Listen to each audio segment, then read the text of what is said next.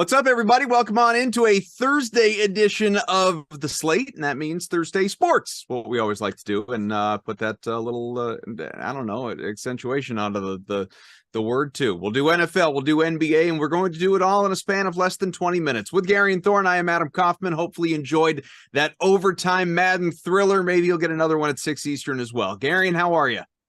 Doing great. We're getting down to the nitty-gritty of NFL championship week. Got some drama, obviously. Anklegate going on with Kansas City. So yeah, it's a good time to be a sports fan. So before we do that, let's just talk about some of the news in the NFL today, and that is another coaching hire. Frank Reich has gone, of course, from Indianapolis, where he lost his job, and Jeff Saturday ultimately got that gig, at least on an interim basis, and they have not hired their permanent replacement there yet, the Colts. But Frank Reich has landed in Carolina with the team that he started his playing career with. In fact, took the very first snaps for that inaugural franchise, still has family there. It's a return home. It's obviously a good fit. What do you think?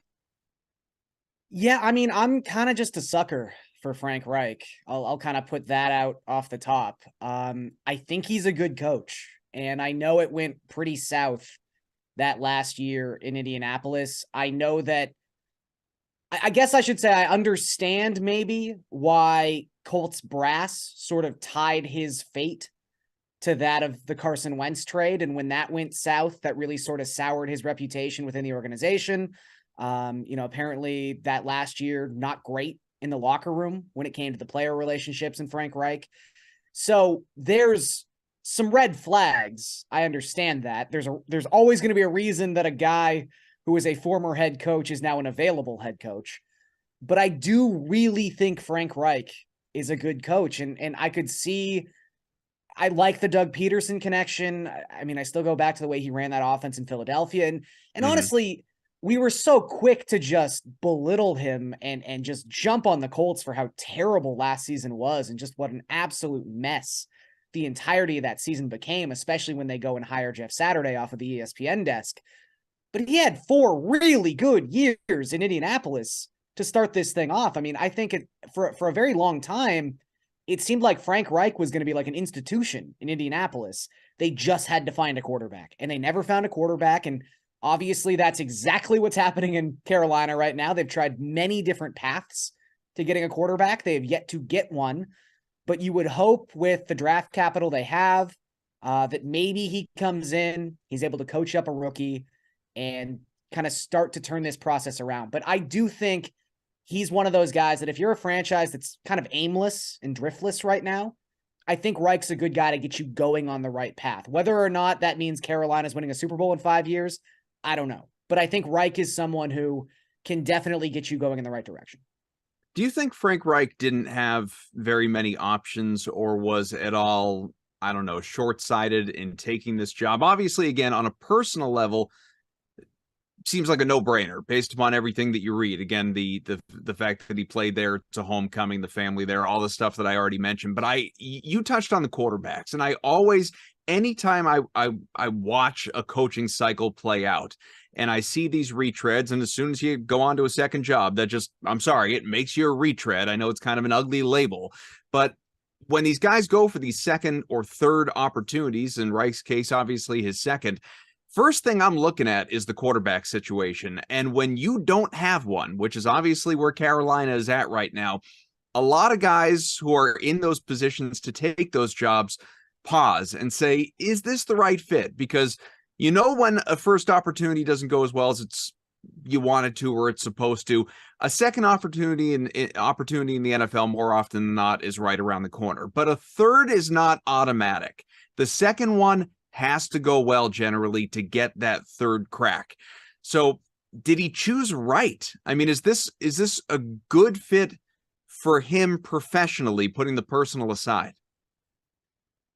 I mean, it's not probably the most ideal coaching opening at this point, although I think, there had been a lot of sort of question as to how are we getting this late into January and we've yet to see any coaching vacancy filled? Because it usually happens a little quicker than this, or at least we're getting, reports of strong connections and things like that. Like it had really been pretty quiet. And then out of nowhere, we get Frank Reich, and Carolina confirmed the report in about 2 minutes that Frank Reich was going to be their new head coach.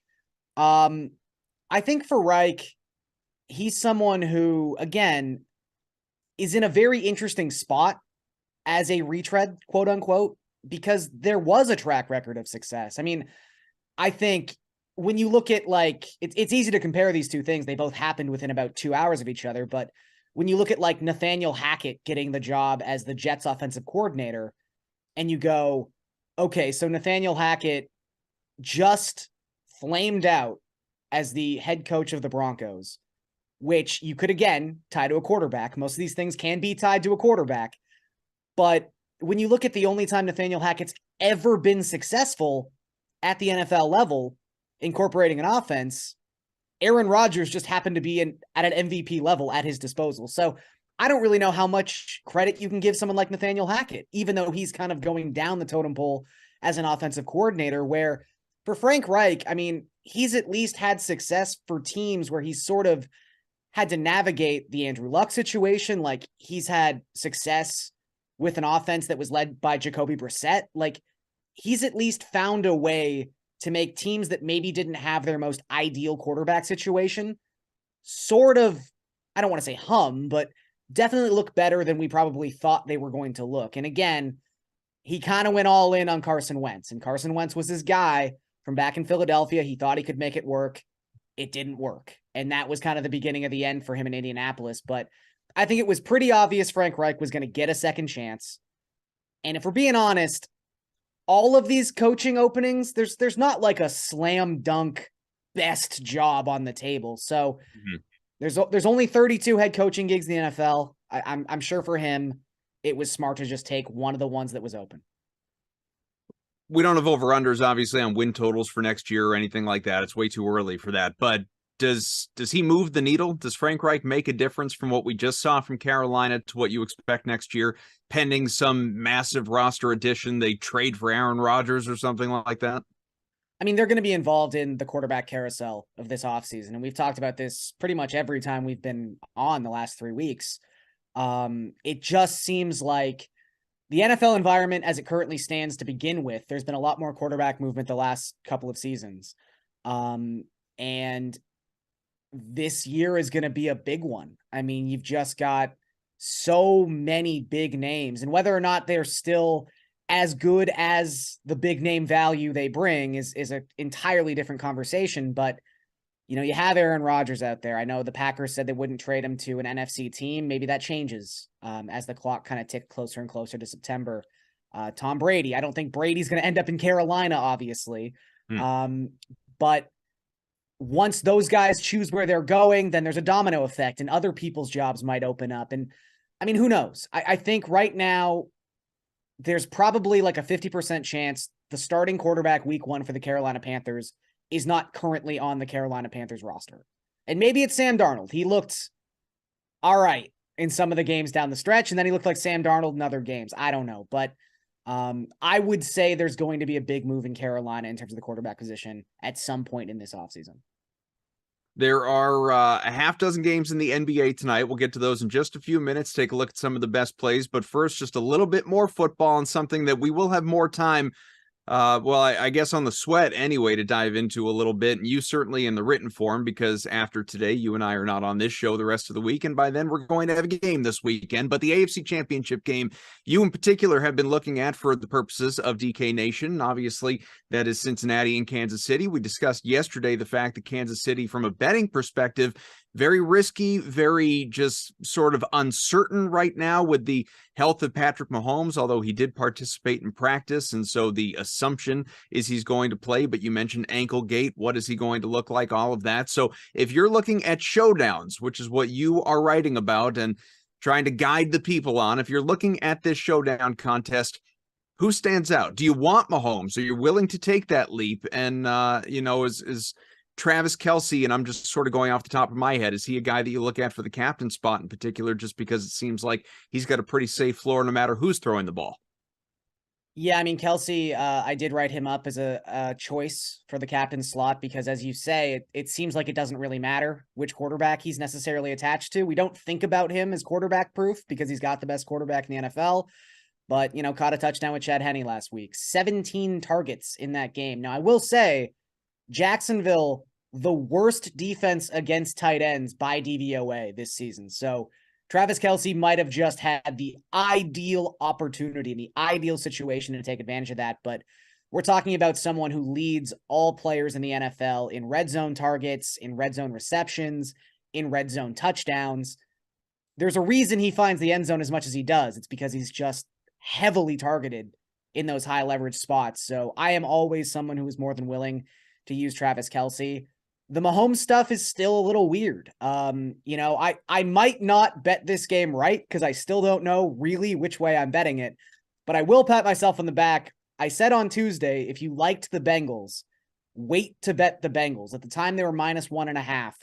I was like, Mahomes will play or he'll practice on Wednesday and he'll get that full designation and then that line will move. And lo and behold, the Bengals are now +1 again because it's 2 consecutive full practices for Patrick Mahomes. But I still like a high ankle sprain does not take 4 days to recover. Like I really don't understand this. I feel like they might be fudging the numbers a little bit when it comes to Mahomes. So I wrote up in the article, Mahomes is a fade, but I'm putting that with an asterisk. My version of fade in this sense is I am not captaining Patrick Mahomes. I don't think there's a single scenario where I'd be willing to put him in the captain spot. I think it's too expensive and too risky. And not just because of the ankle, but when you think about how effective the Bengals defense has been, at least in terms of like in comparison to Patrick Mahomes' career, how effective they've been against Mahomes the last 3 times he's seen them. So if you don't include that game against Jacksonville, because obviously didn't play the whole game, it's not really fair to hold it against him. Mahomes in his last 22 starts, including the playoffs, has played the Bengals 3 times. In those 22 starts, he's thrown for over 300 yards 12 times. So he does it more often than he doesn't do it, which is insane. None of those 12 have come against the Bengals. He just doesn't seem to hit his ceiling against this Bengals defense. And I think we saw it again with Josh Allen last week. The Bengals are really good at confusing elite quarterbacks. And I just don't think Mahomes hits his ceiling. I don't think he's going to be bad. I just don't think he hits his ceiling. So I wouldn't captain him. I would say my favorite captain, though, is Jamar Chase. I think Chase is in an amazing spot in this game. The Chiefs have been highly susceptible to opposing wide receivers all season long. They give the 6th most DraftKings points per game to opposing wideouts. Specifically against wide receiver ones, by DVOA, they are the 2nd worst defense in the NFL. And Jamar Chase doesn't need a whole lot of like opportunity to have a ceiling performance. I mean, this is someone who, since he returned from injury in week 13, which ironically enough was against the Chiefs, he finished out the season 4th in the NFL in targets and 1st in red zone targets, which is pretty impressive considering he didn't even get to play a game in week 17. So those were stats accumulated over 5 games where everyone else had played 6 games. So I think Chase is in a really nice spot. And then if you want to get a little creative and maybe a little off the beaten path, as a value play, I think you should look at Chiefs defense. I think if people are going to play a defense in this game, they're going to play Bengals defense for the reasons we just talked about. The fact they've been slightly effective against the Chiefs in the past, the fact that Mahomes might be playing on one foot, we don't really know. So I think Chiefs defense might sneak up on some people because at this point, who wants to go against Joe Burrow in a playoff game? But, we talked about this on Tuesday and Matt LaMarca brought up an amazing point about that snowy field in Buffalo might have been the ideal situation for a backup offensive line to thrive because the Bills defenders just couldn't get their footing. Obviously, there was no Von Miller. It was a lot going on to make it seem like, hey, maybe this backup Bengals defense or offensive line can actually survive. I don't think that's going to work this weekend. The Chiefs come into this game, they have the best adjusted sack rate of any AFC team at 8.9%. They're going to get pressure on Joe Burrow. I think you can pencil in 3 or 4 sacks easy for the Chiefs defense. The difference between the Chiefs defense then becoming a game-changing asset on this slate is what happens with those sacks. Are they stripped sacks? Do they lead to just all this pressure lead to interceptions? Do they maybe take one of these back to the house for a touchdown? I think that's when this starts to get a little interesting. And then obviously you also get Chiefs special teams, which should be better and a little bit more explosive this week. It seems like Mecole Hardman's going to be back in the mix, returning punts and returning kicks. So I think Chiefs defense is going to go relatively ignored on this slate. Obviously, there are ways it could go wrong, but I think they have a little bit more upside than people are giving them credit for. All right, we've only got about 2 minutes before we got to wrap up and get to Simland. Let's pay off the tease and talk a little NBA here, whether it's a best bet on the DraftKings Sportsbook or a couple of plays DFS-wise you really like. You tell me, I won't make the rules. Yeah, I mean, we'll go to the Sportsbook. Definitely some big lines tonight. But I would say favorite bet, probably just taking the Suns as 1.5 point favorites at home.